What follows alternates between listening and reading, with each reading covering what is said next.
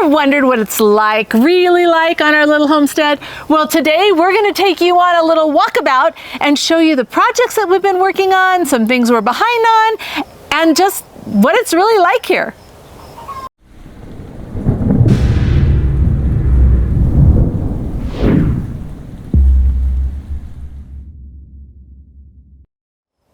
Hey Provident Preppers, I'm Kylene. And I'm Jonathan. Today we're just going to take a little tour about the homestead. We've been really busy on a whole lot of projects, maybe too many.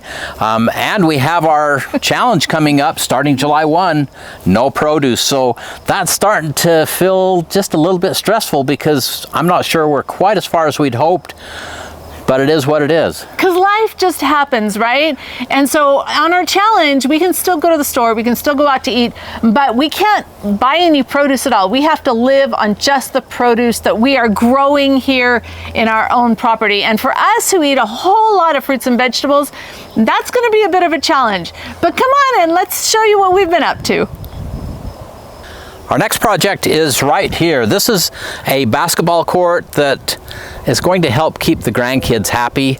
And not destroying my house. And in turn, it makes Grandma happy. So we'll have some outdoor space for them. There's going to be a playground area off to the left here, and then the basketball court. So it's going to be a great thing for them. So one of the things about concrete is that you don't have to mow it, you don't have to weed it. It is totally maintenance free. And so in this area, what we did is we had this poured, right? Our friend Mark, who does amazing work, poured this for us, and we have it so that it's sloped at slightly an angle so that it will drain right here into these plants.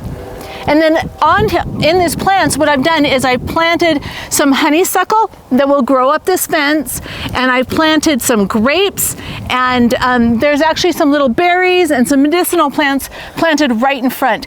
The goal is to make everything family friendly, right? So that kids can be out here having a great time while I'm still highly productive. And all this area around here is a food forest, right? Some of the trees that I planted as little saplings are now finally starting to take off, but eventually all of this will be this wonderful food forest that surrounds this family area and will be incredibly low maintenance. And we're going to find out if the plants are really basketball friendly. Basketball friendly. Okay, it's true. I had to be careful what I was planting over here that it could take being smushed. A little bit of abuse, yep. Yeah. Okay, Jonathan says I have to do some true confessions about the baling twine that I have here. So whenever we have a bale of straw, I save the baling twine and I just put it on the fence like this because it will last forever, and it's really easy to tie up plants with, and there's just 1,000 uses for it, and yet it's completely and totally free, and I just can't bear to let that go to waste. So you'll see that all over the place. So this isn't really a project, but this is what the playground equipment came in, and it's really a cool crate, and we're just trying to figure out what to do with it. I thought about putting gel bars on it so that the kids could play inside of it. I don't know, we'll see. So this is one of my favorite projects. These are all brand new bare root raspberry plants. And before I had put some chunks of concrete in between the pathways so that I wouldn't have to mow or rototill, because we don't own a rototiller. But I just didn't like it, and the berries weren't producing well, and so I wanted more raspberries because I love them. So we ripped out what was already here that wasn't producing well and purchased a new variety. We put these concrete pathways in, and what you don't see, okay, wait, all these bales of straw are here because we just planted some super cool grass I'll talk about in just a minute. But this one wider pathway, we're actually going to put a gate in here, and that's where I'm going to have my quail because I want to have free range quail. Right now this is all the chicken run, but probably not till fall or maybe next spring, but that's why that one sidewalk is bigger. So now we have a lot more raspberries than we had before. One of the earlier projects that we did starting in April was to put in our rainwater harvesting system. 2 large tanks that will hold water, and to our surprise, they were full a couple of weeks ago, and it's just amazing how much water you can get off your roof. Great water supply. So those are in, and that left us with another little situation. You can go and check out the video about the rainwater harvesting, but then that created another situation, Mama. Yeah, because, okay, so there was supply shortages. So for a while, I had this huge hole in my backyard, and it was really kind of annoying. But we finally got the, what do you call it, a manhole cover? Manhole extension. Manhole extension, which meant that Mark, our friend, could come and just smooth everything over for us. And but now I needed some kind of ground cover. And if I know it's June, but if I waited, then what was going to happen is it's going to get all weedy and a mess. We don't have irrigation water here. We only have city water, so water is really expensive for us. I was searching all over the place to find some type of clover combination or something that would require very little maintenance. And as I looked, I came across Rocky Mountain Bioag. And I called the company and talked to Brandon, who explained to me about this mix, and I thought it was absolutely perfect because it's clover. It's a micro clover, right? So it's really nice and soft, and it'll stay green. Have you ever noticed that? The weeds in your lawn stay green longer than the regular lawn. And then it has hard fescue and creeping red fescue. And it's just a perfect combination. So even though it's June, we are working really hard to make this all happen. And you know, I'm really into permaculture and trying to do things naturally and build the soil. And Rocky Mountain Bioag has something called manna. And it's this wonderful, really stinky stuff that you put down. It's kind of pelletized, right? And we spread it all over. But what it does is it helps to build the life in the soil to make this more successful. And then we have another farmer friend that let us, because straw is really hard to find right now, and you let us go get old straw that would just spread on top of this to try and give it the very best start that we can. But if you're looking for something, because this grass is supposed to take between 50 and 70% less water, so it's absolutely perfect for our application and for our needs.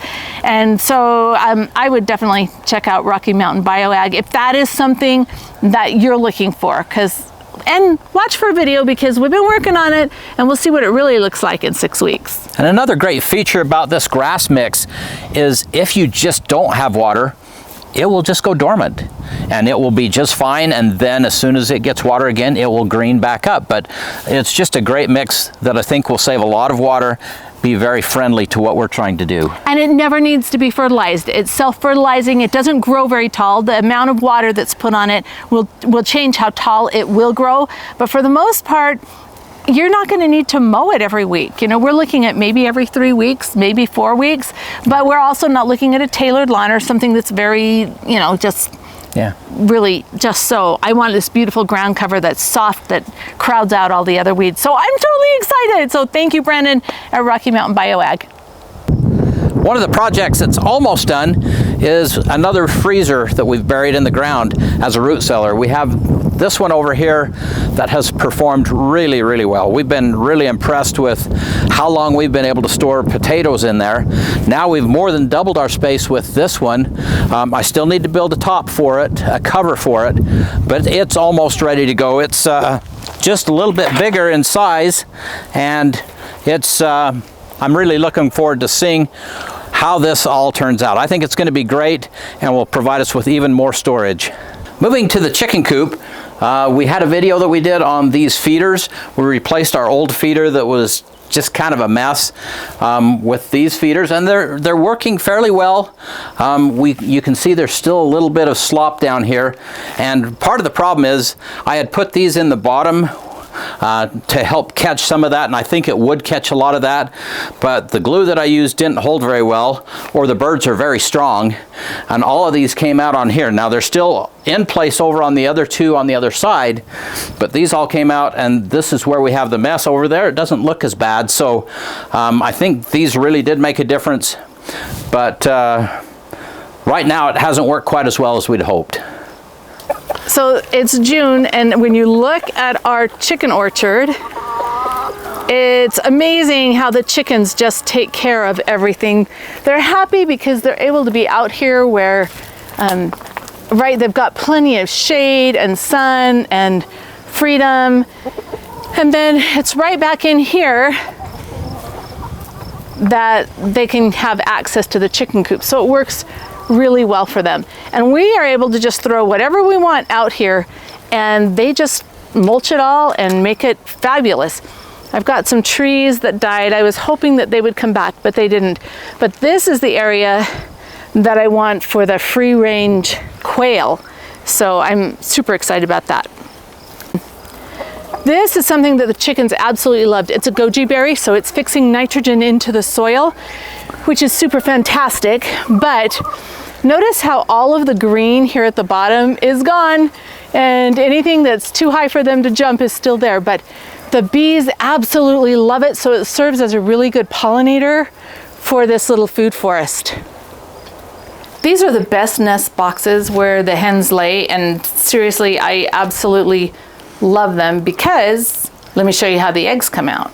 They always come out nice and fairly clean, not perfectly clean, but it is so nice to come and just get them out of here.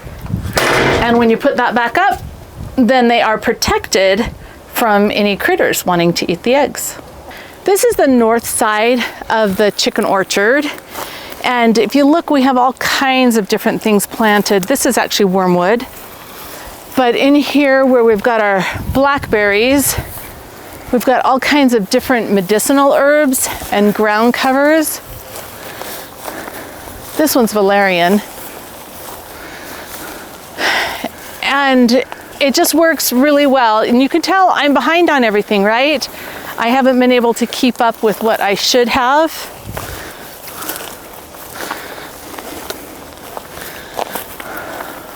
Someday this grape plant will go all the way over the top to here, and I'll show you a little bit more about that.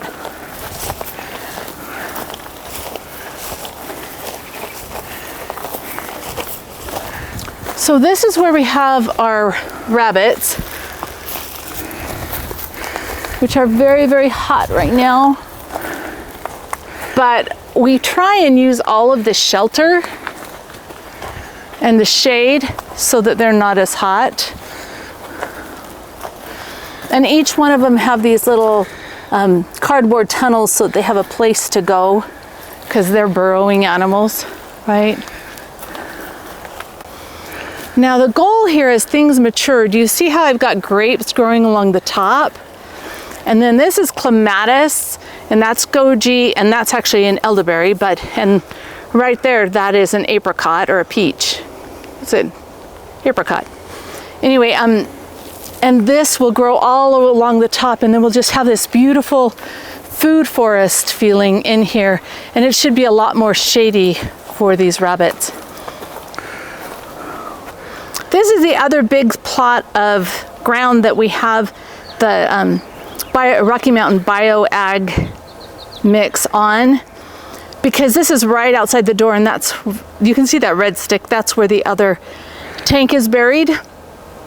And so we really needed some nice grass right there. But when you come right around here, this is our other chicken coop. It's a little bit different than the first, but we have these grapes growing along here. And then we've got these guys in here. These are actually lavender Orpingtons. Well, there's a few non-lavender Orpingtons, but anybody who's getting picked on over there can come on over here into this smaller area. But the lavender Orpingtons will set their own eggs, so that's really cool. Now, while it may be hotter than blazes out there right now, it will be just a few months and it will be getting cool here and then cold. So it's not too early to be thinking about how you will be able to stay warm. We love the temp cast stove that we've put in. This is a masonry heater, extremely efficient, and it gives us the ability not only to heat our building here, but also do cooking. And so if this is interesting to you, check out tempcast.com for your options. Okay, I have my green stalk planter, and quite frankly, I have a ton of berries on them, so I'm really excited. But this is kind of new. Remember how I talked about jadam? They're a Korean farmer, and he's got all kinds of really cool fertilizers and pesticides that are all like organic. And so in this pot, or in this barrel, it has a spigot down there at the bottom, and it was just a used barrel. But what we did is we went up to the mountains and we got some leaf mold just underneath one of the trees. We just dug up some of that soil, and I put it in one of these bags like this. You don't have to put it in a bag, but it'll be easier for me when I pull this out of the bottom if I don't have a lot of sediment. But then I also went and got things like comfrey out of the garden, and even just regular plants, regular weeds that it's just going to add nutrients to this. And it's not heated and it's not aerated. All we're going to do is we just put it in here, and then as it ferments, it will bubble up. And once it starts to bubble really well, that's when we are going to use it to fertilize our garden. So I'm excited to see how well this works. This is our kitchen garden. Mom's going to tell you all about it. So this is right outside of my kitchen door. And so the things that I grow in here are usually things I want to harvest right away, right from dinner, for dinner. And quite frankly, I am so far behind in everything from here. I've got some great strawberries that are growing now. I'm harvesting greens every day. I just finished with my radishes. We've got a few still in the ground, but I've left a few of them in there because I want them to go to seed so we can harvest them for the next year. Same thing with some of the mustard greens. But this still isn't in high production, so I'm a little bit worried about what's going to happen in a couple weeks when we do our challenge, but we won't starve to death. I just won't have the huge variety that I love to have. Over here, it looks like we've got an amazing crop of black raspberries this year, which should come on just the first week in July. So throughout the garden, pollinators are a huge benefit. So we've planted them everywhere.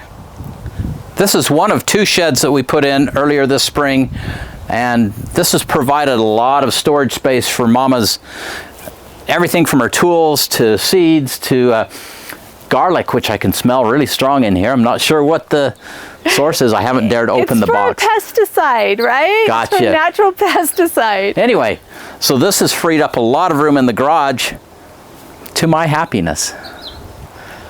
Another important project that we're working on is communications, because communications are so vital. So I've been working with my sons, Mike and Rob.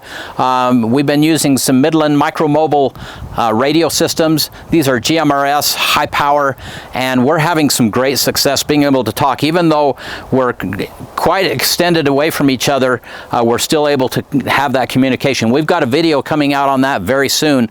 Also, you can see in the background we have a radio tower. That is an actual radio station that is on our property, and we have the ability, if needed, to preempt their programming and use that for emergency communications within our community, and it will reach about 10 miles in all directions. So we have the ability to communicate in some really interesting ways, and some ways that will bless lives. Now to the production garden. And the reason why we didn't want this one really close to the house, right? It's important that we have our kitchen garden close to the house, but this one I needed a lot more space. And so last spring, Jonathan built all these beautiful beds for me, and we filled them using the hugelkultur method, where you put a lot of you put a lot of logs and organic matter in them.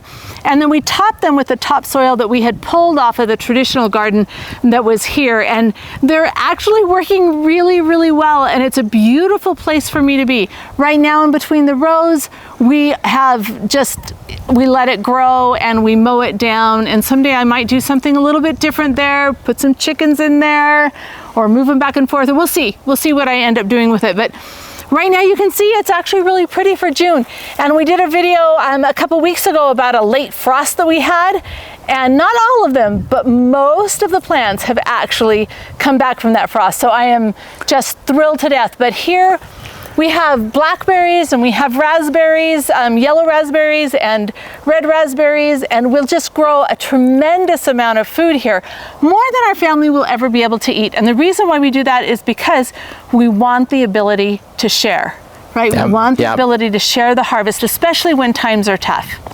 And my job this summer is to get A-frames for at least some of these garden beds, which will basically turn them into little greenhouses that we will use in the early season and the late season. So it will extend our growing season substantially. So that's my job.